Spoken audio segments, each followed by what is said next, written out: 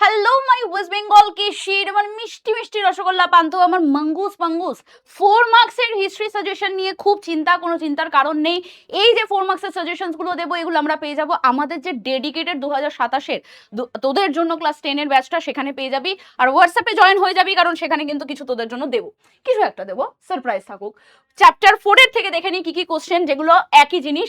কেন প্রথম স্বাধীনতা যুদ্ধ বলা হয়েছিল, তারপরে ব্যর্থ হওয়ার 4টি কারণ, এজ অফ অ্যাসোসিয়েশন বলতে কি বোঝো, এগুলো ভারত সভা, হিন্দু মেলা, জমিদার সভাটা ওখান থেকে দেখবো। দেন হচ্ছে ব্রিটিশ অ্যাসোসিয়েশনের কার্যাবলী কি কি ছিল, মহারানীর ঘোষণাপত্র দেখবো এখানে,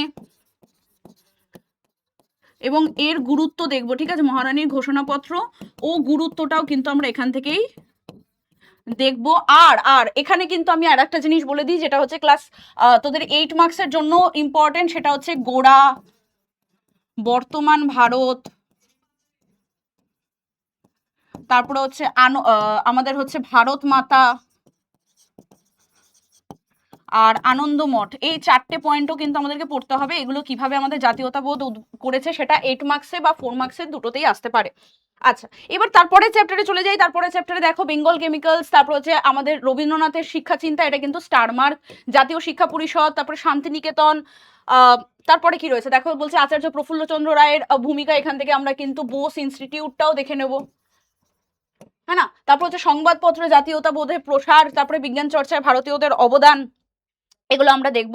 অ্যান্ড আমরা এখানে ডেফিনেটলি আইএসিএস, হ্যাঁ না, ইউএন রে অ্যান্ড সান্স, তারপরে হচ্ছে আমাদের লাইনো টাইপ, এগুলো আমি যেগুলো বলছি এগুলো 2 নম্বরেও আসতে পারে, 4 নম্বরেও আসতে পারে, আমি তাও বলে রাখছি এগুলো। তারপরে হচ্ছে হাফ টোন, এগুলোও কিন্তু আমাদেরকে পড়তে হবে, ঠিক আছে। আচ্ছা, তারপর হচ্ছে কৃষক শ্রমিক যেটা রয়েছে, বারডোলি সত্যগ্রহ, তেভাগা, একা সত্যগ্রহ একা দেখবো।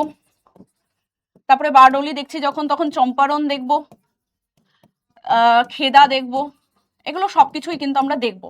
তাছাড়া হচ্ছে মিরাট ষড়যন্ত্র মামলা কি, কমিউনিস্ট পার্টি, অসহযোগ আন্দোলনে কৃষকদের ভূমিকা, শ্রমিক আন্দোলনের বৈশিষ্ট্য, এই সব কিছু দেখে এরকম সুন্দর সুন্দর মিষ্টি রসগোল্লা পান্তুয়া হয়ে ভালো করে পড়াশোনা করে ভালো রেজাল্ট নিয়ে আসবো। জানাবি কমেন্টে যে কেমন লাগলো এই নোটসটা, এবং কতটা পড়েছিস, কতটা এখনো পড়া বাকি রয়েছে। ততক্ষণ পর্যন্ত tata, bye bye, take care.